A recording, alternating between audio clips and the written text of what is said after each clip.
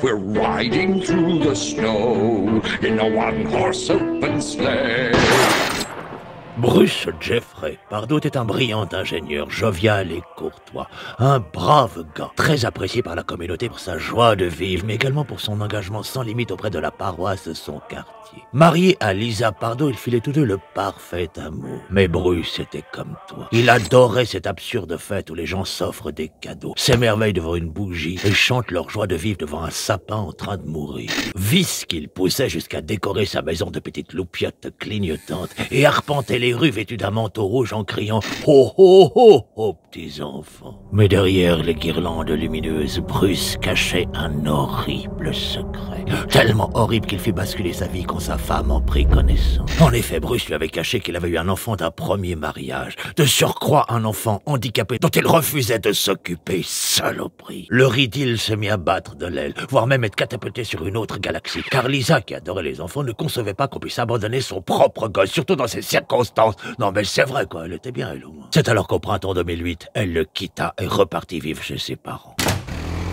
Bruce, effondré par cette nouvelle et par le montant pharaonique que lui réclamait sa femme, 1785 $ de pension alimentaire, n'eut d'autre choix que de travailler de plus en plus dur, quitte à surfacturer les heures qu'il n'effectuait pas. Mais il se fit attraper et licencier en juillet 2008. Endetté, sans travail, avec un karma enterré aussi profond qu'une petite fille dans le jardin d'un pédophile belge, il décida de s'enfuir, de partir un jour sans retour, oublier son image, sans se retourner, ne pas regretter, penser à demain, recommencer. Et c'est au Canada qu'il décida de refaire sa vie. Vivre dans un igloo, porter des chemises à carreaux, chevaucher des ours polaires, élever des caribous, épouser Céline Dion, bref, vivre comme un vrai Canadien, loin de tout. Et c'est à la nuit de Noël 2008 qu'il décida de mettre en pratique son alléchant projet. Après avoir chargé sa voiture de ses bagages, puis assisté à la messe de Noël, il mit son gros manteau rouge,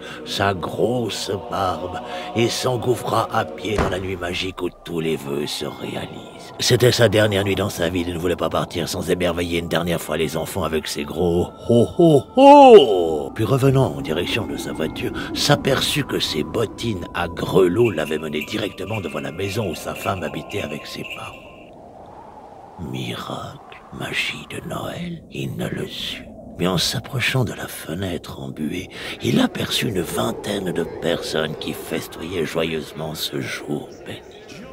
Quel bonheur, se dit-il. Puis son âme de Père Noël lui chuchota à l'oreille: toute grande joie mérite grand cadeau. Alors il s'approcha de la porte et se mit à crier « Ho ho ho » et sonna. La petite Caterina, qui jouait devant le sapin de Noël avec ses cousins, reconnut immédiatement cette voix. « It's Santa Claus » cria-t-elle, avec une voix de petite fille, évidemment, puis elle se précipita sur la porte. Ce brave Père Noël, voyant cette grande porte s'ouvrir et un petit Piaf les yeux ronds apparaître en son seuil, se mit à sourire. Puis faisant mine de chercher un cadeau au fond de sa poche, sortit un 9 mm et lui mit une balle dans la tête. La panique envahit les convives, et bien qu'ils n'eurent pas le temps de comprendre ce qui se passait, Bruce sortit une deuxième arme et se mit à tirer sur eux sans distinction. Son ex-femme, ses beaux-parents, il tirait dans tous les sens, personne n'était épargné. Et alors qu'il essayait d'actionner le lance-flamme qu'il avait camouflé dans son manteau de Père Noël, un des cousins réussit à s'enfuir par la porte de derrière. Puis essayant de porter secours à une jeune fille qui s'était cassé la jambe en sautant depuis le premier étage, courut chez les voisins chercher de l'aide, mais c'était trop tard. Le calcinant Père Noël avait actionné son lance-flamme et arrosé les murs, les meubles, les rideaux, les convives, avec une rage tellement incontrôlée qu'il finit par se mettre le feu à lui-même. Horrifié, il réussit à s'extirper des flammes, courut à sa voiture et s'enfuit. Quand les pompiers arriveront sur place, ils ne trouveront qu'une maison camouflée par des flammes de 15 mètres de haut, crépitant au rythme des cris d'horreur qui se dégageaient du brasier. Un mandat d'arrêt fut immédiatement lancé à l'encontre de Bruce, mais il fut vite rattrapé. En effet, il était tellement brûlé que son manteau de Père Noël s'était incrusté dans sa peau. Et après avoir réussi, en arrachant sa peau comme un sparadrap, à extirper cet horrible manteau et l'abandonner dans sa voiture, trouva refuge chez son frère. Mais rongé par la douleur et la honte d'avoir échoué là où Dupont de Ligonnès avait réussi, posa son 9 mm sur sa tempe et...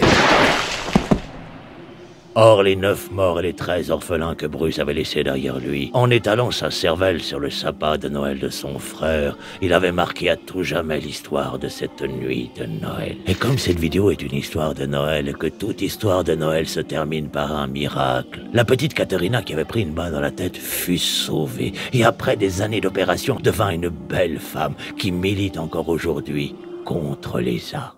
Alors si tu te demandes encore si le Père Noël existe, eh bien oui, il a existé. Mais maintenant, il est mort.